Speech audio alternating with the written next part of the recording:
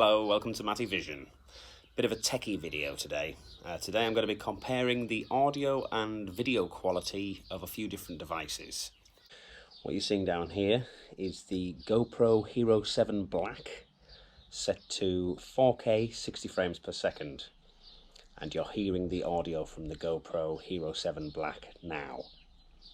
On this camera, you're seeing the iPhone XS set to 4K 60 frames per second, and you're hearing the audio from the built-in camera on the iPhone XS now. Here's the video from an iPhone 7 recording at 4K 30 frames per second, which is the maximum on this phone, and you're also hearing the audio from the built-in mic in the iPhone 7. Now the main items I'm going to be comparing, as well as the GoPro Hero7 Black and iPhone XS, are the Zoom H1N audio recorder, which you might have seen me use on previous videos, and also this, the Zoom H5 audio recorder, which I've yet to try using. So you're now hearing the audio from the Zoom H1N handy audio recorder. I'm outside, so you'll be picking up a bit of ambient noise as well.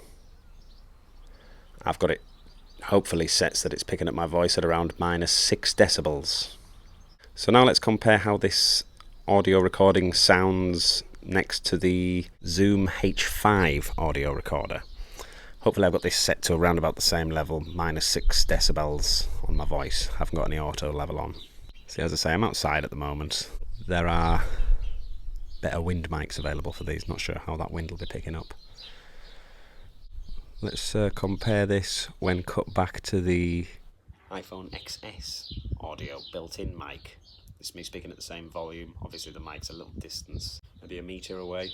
But even if I come up close, I'm assuming the audio is probably not going to be quite as good as it was on the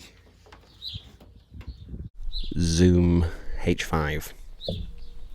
Now, just for the crack, we're back on the Zoom H1N again. See how that audio compares? You're now hearing the audio from my Rode NT1-A microphone, which I'm recording into the Zoom H5 using the built-in 48 volt phantom power. And this is a 24-bit WAV file. And then cut that back to the Zoom H1N audio recorder again. See how that compares.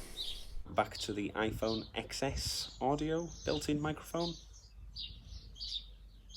So yeah, to summarise, I'm assuming this one's probably going to sound the best of the bunch, but who knows? I'm going to have to go back and listen to the audio myself.